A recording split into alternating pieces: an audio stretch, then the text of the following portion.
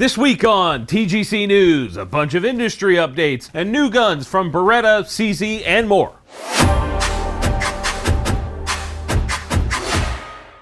Welcome back to another episode of the Gun Collective News. I'm John Patton, and I think 50 Action Express is the best pistol cartridge ever made, and I'm tired of pretending it's not. Also, if you want to know about this shirt, this camo pattern I'm wearing, stick around to the end of the show. Now, the news. Sammy, aka the standardization body for ammo, recently announced the acceptance of the 5.7x28 FN.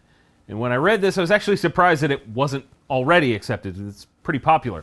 I suppose the massive proliferation of the cartridge all over the industry, it all kind of makes sense. I guess somebody finally paid the money to do this. Now the loads can hopefully be a bit more consistent and more folks can load the ammo, which could bring down the cost of that. I doubt it, but it could.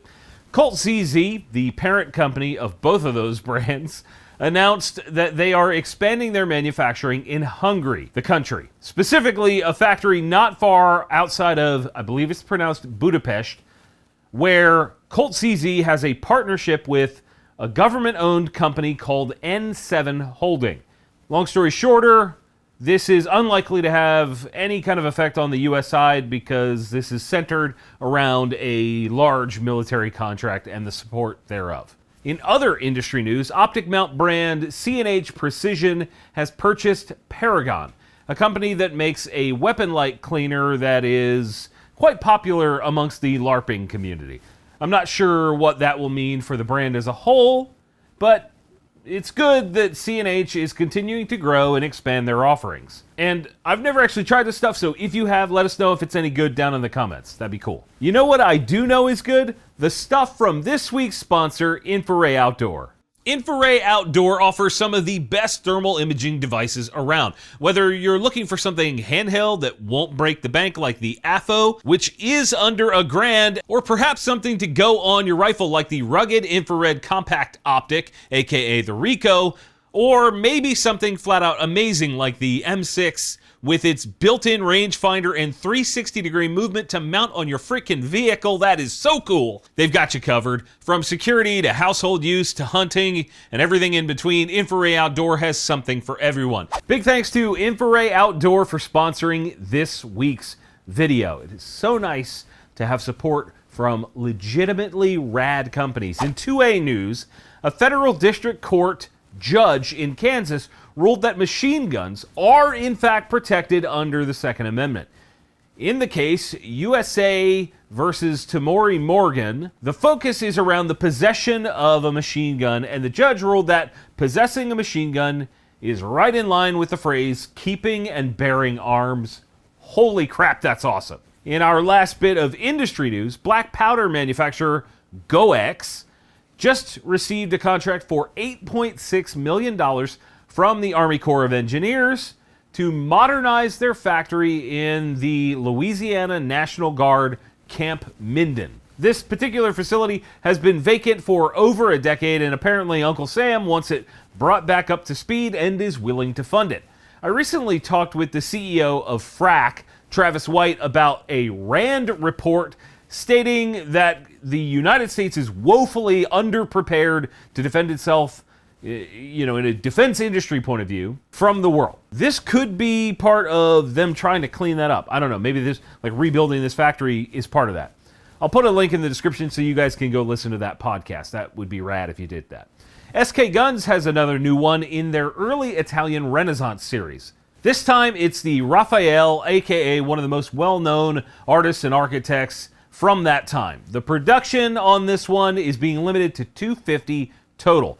It starts life as a Springfield Armory 1911 and then gets dolled up with gold inlays, some really nice engraving, and this beautiful olive wood grip with the fleur-de-lis inlay. I think that's how it's pronounced. I'm not personally the type of collector for this gun. That's not really my thing, but I do think it's really neat to see things that SK is doing, and the MSRP on this one is $24.05. Beretta has a new shotgun this week. It's part of their A300 lineup and is called the Ultima Field. This is essentially their sort of mid-tier field gun that has some fancy features still, like the blink gas system and enlarged loading port, the bolt handle, and the extended release as well. It's also been Cerakoted bronze and comes with American maple furniture. All of them come with a 28-inch barrel chambered for 3-inch 12-gauge shells. It's also got a slightly raised rib. I'm a huge fan of the A400. I've got a couple of them sitting over here. So seeing more affordable versions of that is always a good thing in my book. MSRP on that one is $1,400. And before I hit another gun, I'm going to hit you with a deal of the week. Last week, I mentioned that we now have a signature TGC camo. I'm wearing it. Doesn't it look great? It looks good. And since some of you guys seemed to really like it last week, I called Sean. I said, hey, dude, can we do something to help these guys out, to let the audience get a little bit more? And we got a code TGC10 lined up for you guys to get 10% off anything you buy at camerado.com. Normally, it's only 5%, so go grab that. It's now 10% while you can. Link in the description. There's a whole bunch of other designs and colors as well. Links in the description. Go check it out. Moving on from there, CZ has a new gun. Well, more specifically, two, kind of. It's called the P09 Nocturne, and there are two sizes, the full and the compact. This is an updated version of the P09 and has a few new features. The texture pattern has been improved as a whole for better grip. There's more texture all over the gun in general. It now comes optic ready with a cut for the RMS/K pattern. It's got better iron sights, better slide serrations, a better slide stop, better ergos on the decocker/safety. And at the end of the day, it's still got a single double action trigger. It's got the pick rail, and you get the compact has the 3.74-inch barrel, I believe, and 15-round mags, and the full is a 4.5-inch barrel, a little over, with 19-round mags. And the mags also have these little side tabs, so you can like rip it out of there if you really need to. MSRP on these is $550, and all I can think is, damn, that's a ton of value.